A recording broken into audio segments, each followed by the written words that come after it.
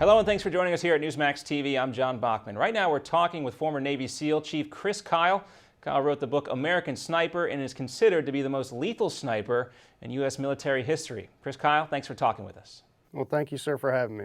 You said that you wrote this book to honor service members and their families for their sacrifice. Do you think the majority of Americans have even the slightest understanding of what war has done to families like yours? No, sir, not at all. I think for the most part, they think everyone who comes home has problems, and then they don't even fully understand what goes on over there, that how horrific war actually is. Even though you have all this media embedded, it can't capture the raw emotions that these guys are feeling, and they can't even show all the graphic details that guys are living day to day. You include things your wife wrote in this book. Why do you think it was so important that readers hear her side of all of this? Well, one, it's for the civilians, because I'm trying to raise the awareness of the troops that when they deploy and go to war, it's not just them at war, it's also their family. Their family is having to go through all the hardships and the stresses, but also to raise awareness within the military that you're not just going out there maybe sacrificing your own life. There's also sacrifices still going on at home that, you know, you can serve in the military and have a good marriage, but you just need to be aware of it so you can take those steps to take care of it. That sounds like you have an amazing wife. Well, one thing, in your book, you give several vivid accounts of what it's like to be in combat. And tell us what it's like when you're sitting there, you're a sniper, and you're sitting there about to pull the trigger in battle. I mean, it's definitely, you're not trying to humanize that person. You're not thinking about them or their family or anything else. You know, when I was in those situations, the only thing I'm thinking of is trying to stop them from the act of violence that they were trying to commit on my guys, the allies, or the innocent civilians in those cities. Something else you talk about, you say when you came home, your wife said you took off your cape. Well, how does someone like yourself who experienced the intense combat like you did come back and blend back into society?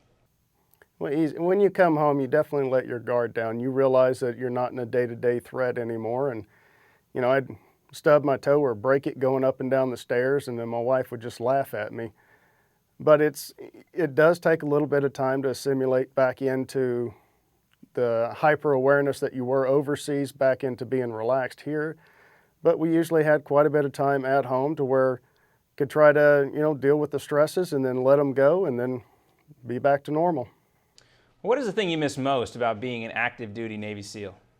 The guys, definitely the close-knit brotherhood that you have while you're there. The guys are everything in the world to you. They become your number one family. You know their every move, their every thought, and their actions. Well, since Special Ops forces are known for their discretion, has there been any pushback or fallout from writing this book in such a public fashion?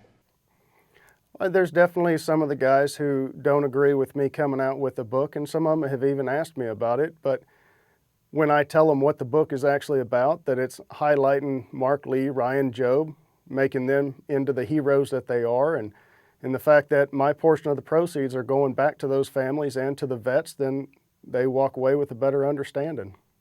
Well, there is a new movie coming out soon called Act of Valor. I think some trailers ran during the Super Bowl, and it features active duty Navy SEALs as the main characters in the film. Can I get your thought on SEALs being more in the spotlight so often? Well, it's definitely either military or politically driven. I mean, they're trying to increase their recruitment numbers and build on the Spec Ops forces, their size. But also anytime something high profile goes down, no matter if it's Democrat or Republican, they want to put it out there so they can take credit for it to help, you know, to boost their support. But yeah, the guys aren't super excited about always being in the political eye or the public eye, but it's going to happen. Finally, Chris, what is the best way that the average American, folks like us, can help or honor, even acknowledge the sacrifices made by service members and their families during wartime?